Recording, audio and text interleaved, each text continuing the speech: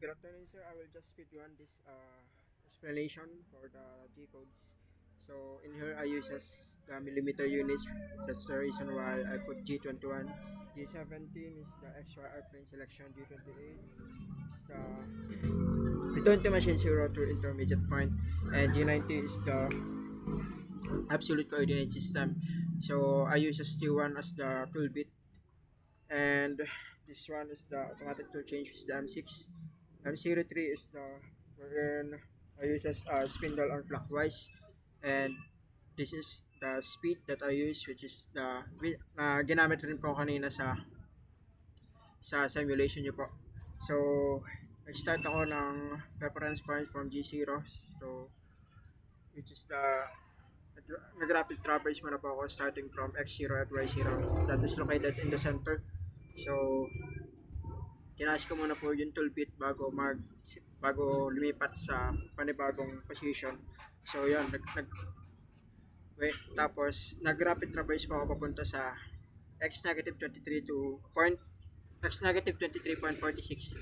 Tapos ang y naman po is -23.46, and ito po ay located sa pagitan ng P6 at saka po ng P7.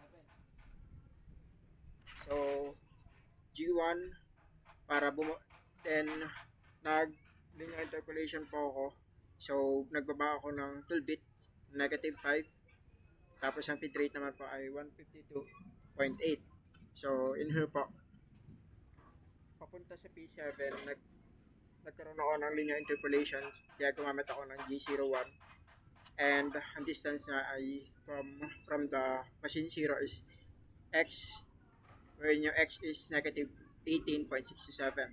So papunta naman po sa P8 from P7 I uses G02, which is the circular interpolation in clockwise.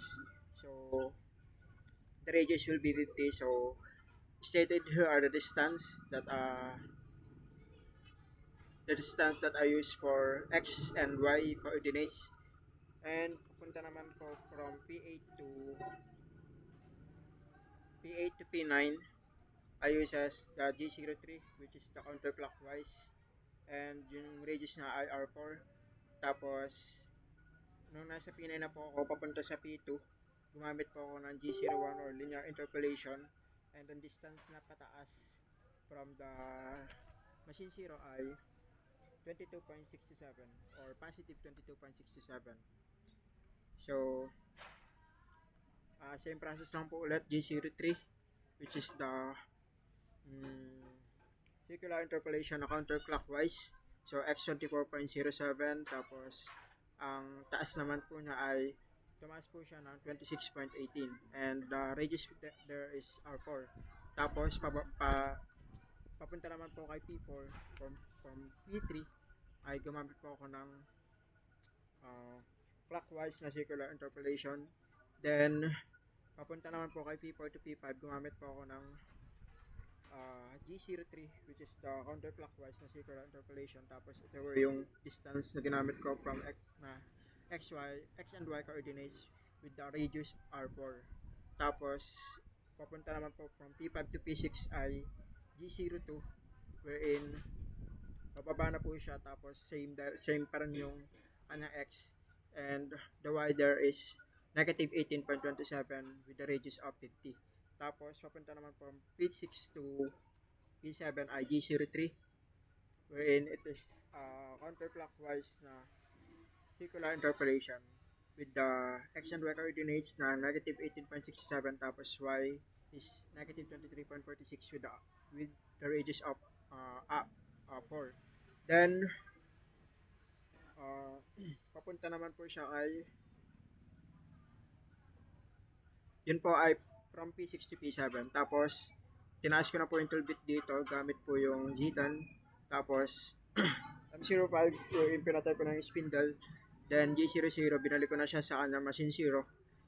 Tapos nag-return to machine 0 through intermediate po ako. Binalik ko po yung X, yung Y0, yung Y, and then yung Z to its default position. Tapos M30 power in-add ko na po yung program at na-reset. So here's the simulation.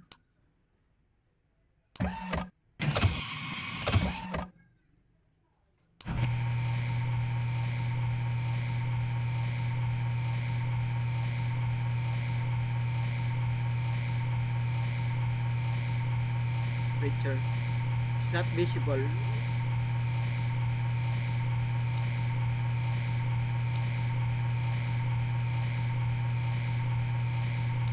Yeah, yan.